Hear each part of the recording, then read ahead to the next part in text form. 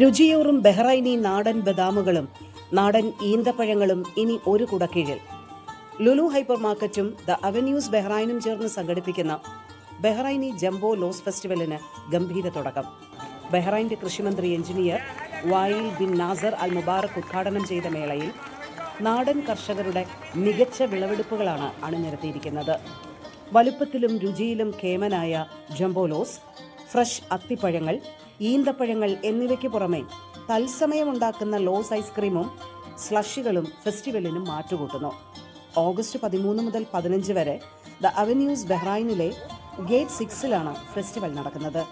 ബഹ്റൈൻ്റെ തനത് രുചികൾ ആസ്വദിക്കാനും പ്രാദേശിക കർഷകരെ പിന്തുണയ്ക്കാനും ഈ അവസരം ഉപയോഗപ്പെടുത്താം.